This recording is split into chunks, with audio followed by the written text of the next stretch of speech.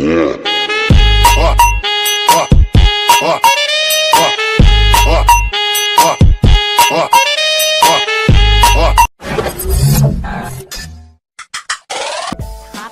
the layers panel, and I'm also gonna double tap here on the zoom tool just so we can see the image at 100%. And actually, now that I'm looking at it at 100%, I'm actually gonna right click on it and choose fit on screen so that I can see the entire piece. And notice that my selection is not very accurate.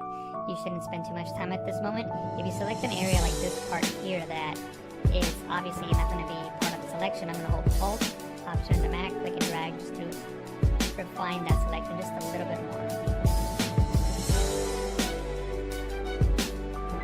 With this brush selected, I can click and drag here on the hair. Hopefully we'll get a better selection. Now, it didn't do that good of a job here, so I'm just going to leave it like this for now, and then I can come back with the brush tool and fix that in a moment. So I'm going to press OK, click on the brush tool, paint with white in areas that I want to keep. So I'm just going to paint with white in these areas here. And I know I'm selecting some of the sky, but that's okay. I'm going to get rid of that by pressing X on the keyboard, which swaps the foreground and background color. So with black, I'm going to paint on that layer mask to get rid of the sky here.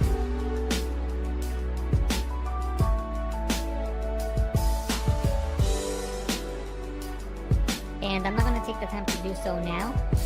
I will do that after the tutorial and you can see the final image, but I'm just going to go around the entire image and just the tutorial, and you can see my duplicated. Now with the duplicate channel, I can start making adjustments to it. The first thing I'm going to do is fill with white on the areas that I want to keep. First, copy icon to make a selection around it. Go back into the layers panel on the background layer, which is the only layer that we have in this document. And notice now the floor is no longer there. Now it's not a perfect selection, but it's going to work because the color of the floor and the color of the table are very. You can't see the corner handles. I'm holding shift as I'm clicking on these corner handles to keep the file constrained. The angle is not really matching my scene, so I'm going to right click on it and choose flip horizontal. And from here, I can match the scene a little bit better. And I can even distort it if I want to. Maybe right click on it and choose distort just to get a better perspective of the scene that we're working with. Maybe something like this. Right click, fit the screen. Then I'm going to press V on the keyboard to get the move tool, and maybe I can move it around if I need to. And I'm going to click on the new group icon to create a new group. I'm going to click and drag this snow layer in there. I'm going to collapse it, and now it's in that group. Next, I'm going to hold Alt, Option on the Mac, and click on the layer mask icon to create a black layer mask which hides everything.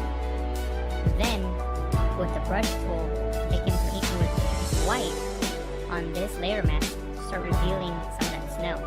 So I'm going to use the bracket keys in the keyboard as I work to increase and decrease the size of my brush. So I'm just painting with white, just bringing in some of that snow. Snow a little bit better. Photoshop CC, you won't have the libraries panel, but you can still download the watermark previews onto your desktop and bring them into Photoshop as you would any other image. So what I'm going to do now is just select one of these elements and bring it over to the file that I'm working with. So I'm going to click on the lasso tool and I'm going to select this element first. So I'm going to select it, go to edit and copy, or you can press Ctrl C. I'm going to deselect that element, Ctrl D, Command D on the Mac. Go back into the file that we're working with, and I'm going to paste it here. Ctrl V, Command D on the Mac, and there it is. As you can see, it's a high resolution file, which is good. I'm going to change the blend mode to green so the black pixels disappear, and keep rotating it. So maybe something like this. And I can, scale it more if I need to, or rotate it more if I need to. So whatever distortions I need to do for it to work. So maybe something like that. So I just press enter to accept that transformation. And I'm going to use one more element. I'm going to use this one right down here. Again, Control C, copy, and paste that in here. Change the blend mode to screen. Control T to transform, that's Command T in the Mac. Control 0, Command 0 in the Mac, and scale this one in as well. And I'm gonna zoom in, and here we can of course create a selection around the black area to isolate it, but I like working with vectors better because they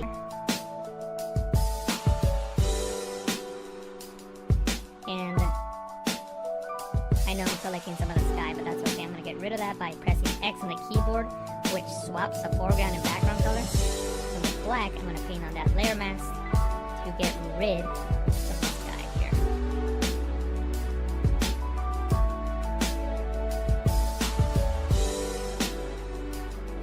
And I'm not going to take the time to do so now.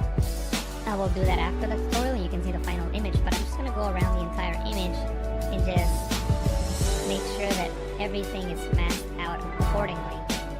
And in most of these areas, everything seems to be okay. I know we gotta work on this area here. And like I said, I'll do that from the tutorial and you can see my final result. But for now, we'll just leave it as is. I'm gonna press Z on the keyboard, right click, and choose split screen. And what we're gonna work on now is extra elements that are gonna help our composite look much more realistic and much more interesting. So from the Adobe stock library, I downloaded 2 elements we're going to use. We're going to use this shovel with snow, so let me just double click on that to open that up. And by the way, the links to these files are on the description. You have to download them from Adobe stock. They're not free, but you can use a watermark preview to practice on. So I would recommend you doing that just so that you can have a way to practice and learn. So the first thing I got to do is get rid of the shovel. Then I can hold Shift and Backspace, or you can go into Edit, Fill to bring up the Fill menu. Under Contents, choose Content Aware and press OK. And Photoshop will fill in those pixels and make the shovel disappear. I'm going to press Ctrl D, Command D on the Mac to deselect. And this is what we're going to work with. The first thing that we need to do is mask out the snow from the ground. So I'm going to go into the Channels panel, and I'm going to look for the channel that's got the most contrast. In this case, the blue channel. I'm going to click and drag on the blue channel and drop it here in the new channel icon, duplicate it. Now with the duplicate channel, I can start making adjustments to it. The first thing I'm going to do is fill with white on the areas that I want to keep fresh. Copy icon to make a selection around it. Go back into the Layers panel. On the background layer, which is the only layer that we have in this document, and notice now the floor is no longer there. Now it's not a perfect selection, but it's going to work because the color of the floor and the color of the table are very similar colors, and I think we're going to be able to get away with it. So what I'm going to do is I'm just going to simply click on the layer, select the move tool, click and drag the layer over onto the other file by hovering over the tab and going down and releasing. There's our file. It's a really big layer, so we're gonna need to scale it down. Control T, Command T on the Mac to transform.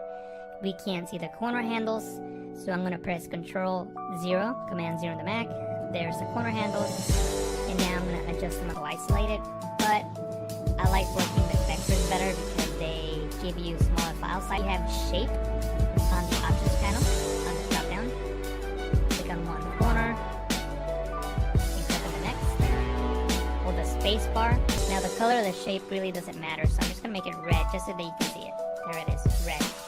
What I'm going to do now is enable the layer of the snow border. I'm going to click and drag her up to the top of the layers panel.